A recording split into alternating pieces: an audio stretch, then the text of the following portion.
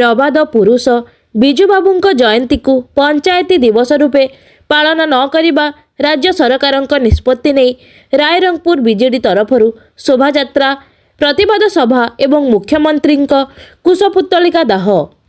मयूरभंज जिला रायरंगपुर निर्वाचन मंडली स्तरीय बिजु जनता दल पक्षरु उपजिल्लापालଙ୍କ कार्यालय सम्मुखरे विक्षोभ प्रदर्शन और मुख्यमंत्री मोहन चरण माझी कुशपुत्तलिका दाह करा जायछि। ओडिशार बरपुत्र बिजुबाबुଙ୍କ जयंती रे राज्य सरकार प्रबाद पुरुष बिजुबाबुଙ୍କ जयंती को पंचायती राज दिवस पालन न करिबा प्रतिवाद रे रायरंगपुर बिजु पट्टनायक छकरू उपजिल्लापालଙ୍କ कार्यालय पर्यंत एक शोभायात्रा रे बीजेडी कर्मीवृंद बाहरी विक्षोभ प्रदर्शन करी मुख्यमंत्री मोहन चरण माझी कुशपुत्तलिका दाह करथिले।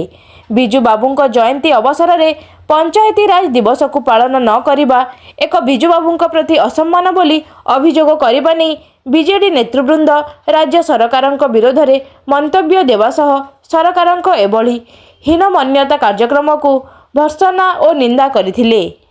आगामी दिन में बिजुबाबुଙ୍କ असम्मान प्रति सरकार सचेतन न हेले आंदोलन जारी रहिबो बोली कहिथिले।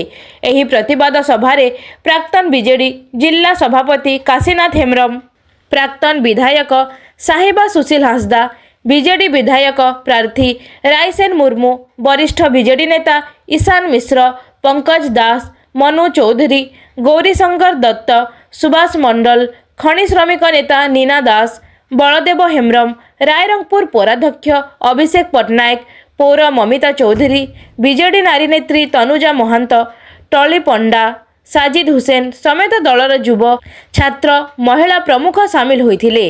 रायरंगपुर अक्षय विश्वाल।